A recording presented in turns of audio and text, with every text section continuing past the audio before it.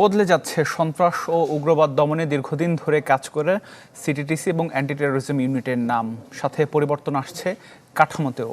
যদিও এর ফলে ইউনিটগুলোর দক্ষতা ও কার্যপরিধি বাড়বে কিনা তা নিয়ে প্রশ্ন বিশ্লেষকদের। নগদ নিয়ে এলো হার না মানা হার অফার।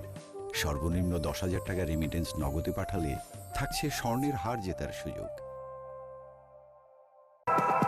উগ্র ও সন্ত্রাসবাদ, সাইবার ও আন্তর্জাতিক অপরাধ দমনে 2016 সালে গঠিত হয় সিটিটিসি। আর হোলি আর্টিজানে জঙ্গি হামলার পর 2017 সালে গঠন করা হয় অ্যান্টি টেরোরিজম ইউনিট। পুলিশ সদর দপ্তর জানায় এবার বদলে যাচ্ছে ইউনিট দুটোর নাম। সিটিটিসি হচ্ছে স্পেশাল সিকিউরিটি ইউনিট ডিএমপি, আর অ্যান্টি টেরোরিজম হচ্ছে স্পেশাল সিকিউরিটি ইউনিট। তবে কাজ থাকছে আগের মতোই। দুটোকেই নাম পরিবর্তন করে এসএসইউ করা হয়েছে, যেটা নাম হচ্ছে স্পেশাল সিকিউরিটি ইউনিট। এটিও স্পেশাল সিকিউরিটি ইউনিট হবে এবং হচ্ছে আপনার যেটা সিটিটিসি সেটা হবে ডিএমপির এসএসইউ, মানে স্পেশাল সিকিউরিটি ইউনিট। পুলিশ বলছে বৃহৎ পরিসরে কাজ করার লক্ষ্যেই এই নাম পরিবর্তনের প্রস্তাব, যদিও বিপরীত মত বিশ্লেষকদের।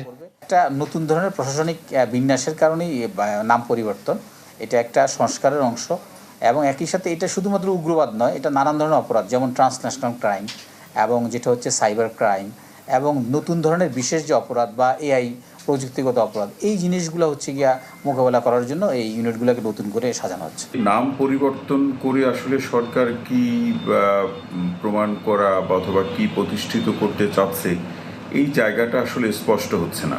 এই ইউনিটগুলো একটা নির্দিষ্ট সময় কাজ করার মধ্য দিয়ে মানুষের কাছে তার পরিচিতি তৈরি হয়েছে। সেই পরিচয় কতটা অভিযোগ মুক্ত কিংবা স্বচ্ছ সেটি নিয়ে যথেষ্ট প্রশ্ন আছে। সেই প্রশ্নের জায়গাটা নাম পরিবর্তন করে সমাধান করা যাবে না। সম্প্রতি মার্শাল আর্ট কারাতে শেখার নামে উগ্রবাদে জড়িত সন্দেহে রাজধানীর যাত্রাবাড়ি থেকে 6 জনকে আটক করে পুলিশ। আমরা সবসময় বলি, পরিবার যদি তার সন্তানের খোঁজখবর রাখেন তাহলে এইটা যদি একটা সামাজিকভাবে যদি আমরা প্রতিরোধ করতে পারি, এটা একটা সম্ভব। সুলতান মাহমুদ আরিফ, চ্যানেল 24, ঢাকা।